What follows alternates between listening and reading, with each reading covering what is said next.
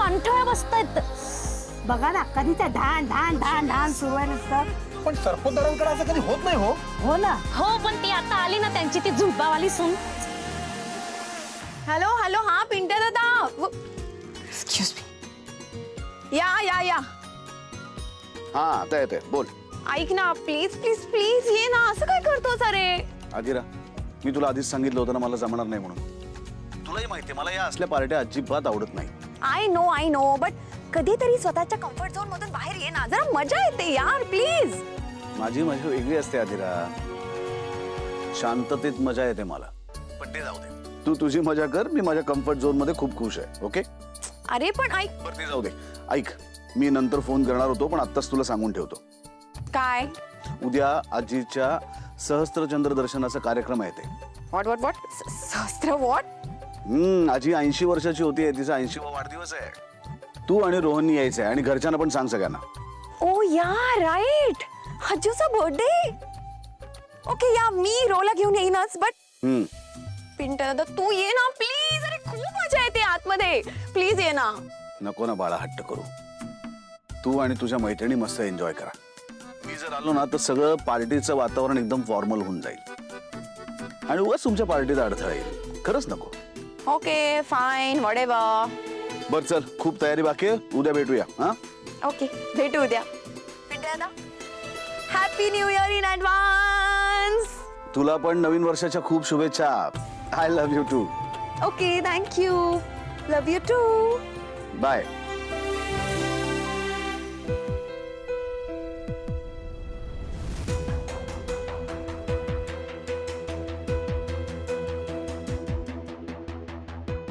Happy new year. अधिराचा phone होता. काय म्हणत होती चिमणी? अगं चिमणी काय म्हणत होती कुठे ऐकू येते? इतका मागे कांठळ्या बसवणारा आवाज चालू होता. काहीतरी पार्टी चालू होती घरात.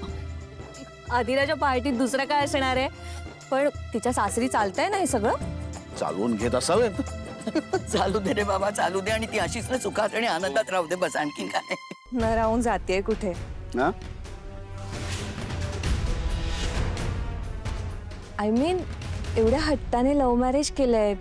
लाईफस्टाईल मध्ये एवढा फरक असताना पण श्रीमंत घरातली सून केल्यावर जसे फायदे आहेत तसे तोटे सुद्धा असतात ना. त्यांना सुद्धा ऍडजस्ट करून घ्यावंच लागेल ना या सगळ्याशी.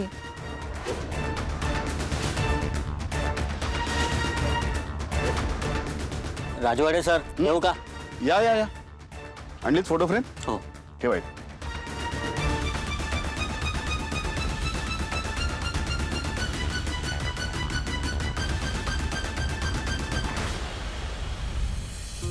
वाव.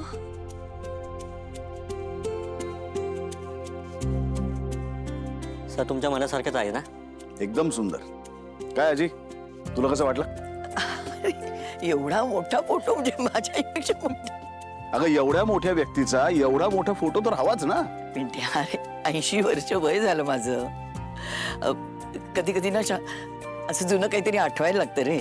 3 तासाचा सिनेमा असतो ना, त्याची सगळी दृश्य अशी नजरेसमोरनं जायला लागतात. आणि आजी तुझ्या या सिनेमाचा आम्ही सुद्धा एक छोटासा भाग आहोत. त्याचा आम्हाला सुद्धा खूप अभिमान आहे. खरं तर तुझ्यासाठी काही घेतलं तरी सुद्धा तुला साजेसं नाही असंच वाटत राहतं. अजून काहीतरी करायला हवं, अजून अजून मोठं काहीतरी असंच वाटत राहतं. पिंट्या हे बघ कितीही केलं तरी सुद्धा तुझ्या व्यक्तिमत्वाच्या तोडीचं थोडीच मिळणार आहे. आता यावेळेस जे केलं ना तेवढं चालून घे बस. तुला 100 पूर्ण होतील ना तेव्हा अजून मोठा फोटो आणि अजून मोठा कार्यक्रम करू. लावून टाका फोटो.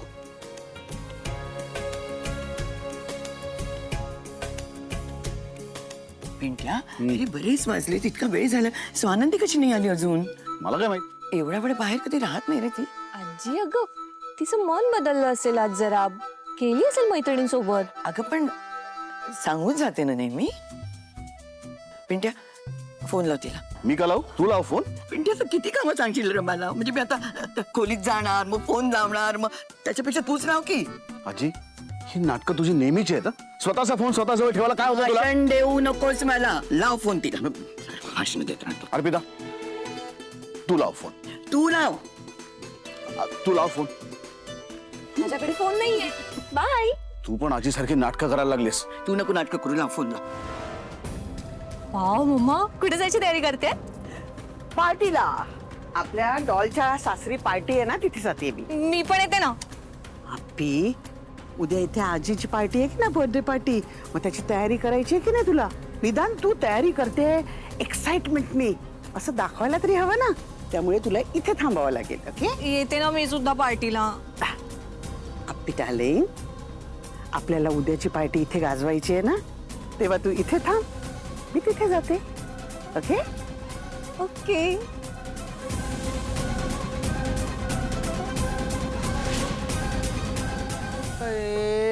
केवढा मोठा भोंगा लावलाय.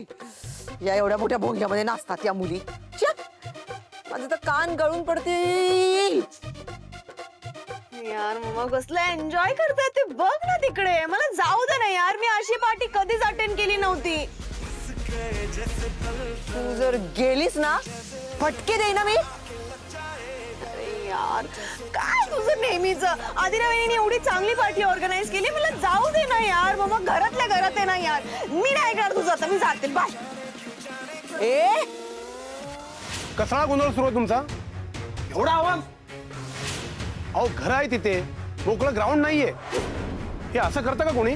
काका, घरात न्यू इयरची पार्टी सुरू आहे. पार्टी आहे म्हटल्यावर आवाज तर होणारच ना. अहो पण ह्या नॉर्मल पार्टीचा आम्हाला त्रास होतोय ना. हो ना, आम्ही पण पार्टी करतोय, पण आमचा त्रास होतोय का कोणाला?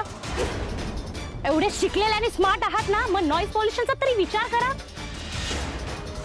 त्यापेक्षा कुठल्या तरी क्लब नाही तर पब मध्ये जा ना. नाही तर तुमच्या पार्टीत तिथेच होतात. आमच्या बिल्डिंग मध्ये कशाला करता पार्टी?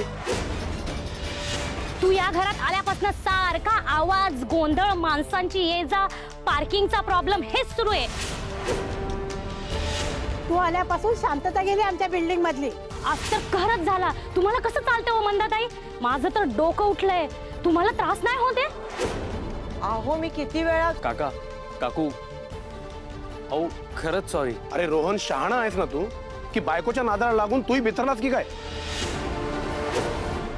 एक मिनिट अंकल, तुम्ही त्याला का बोलताय? त्याची काही चूक नाही याच्यामध्ये.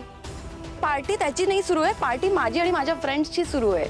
म्हणजे तुझं चुकलंय हे तुला कळतंय ना?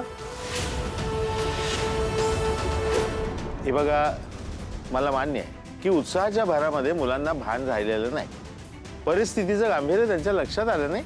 आवाज थोडा वाढला असेल, मी नाही असं म्हणत नाही. हवं तर त्यांच्या वतीनं मी माफी मागतो तुमची. बाबा, तुम्ही का माफी मागताय यांना? बघा बघा, एवढा त्रास झाला तरी माफी मागावशी वाटत नाही यांना. नाही वाटत मागावीशी माफी, कारण आमचं काहीच चुकलेलं नाहीये. आम्ही आमच्या घरात पार्टी करतोय. ओके, तुमच्या घरी येऊन पार्टी करतोय का आम्ही? आवाज वाढलाय ना, ओके फाईन, आम्ही आवाज कमी करतो ना, पण आम्ही पार्टी बंद करणार नाही. आणि तुम्हाला जर त्रास होत असेल तर तुम्ही कानात बोळे घालून बसा ना. बापरे मंदाताई, आता हेच ऐकायचं राहिलं होतं वाटतं.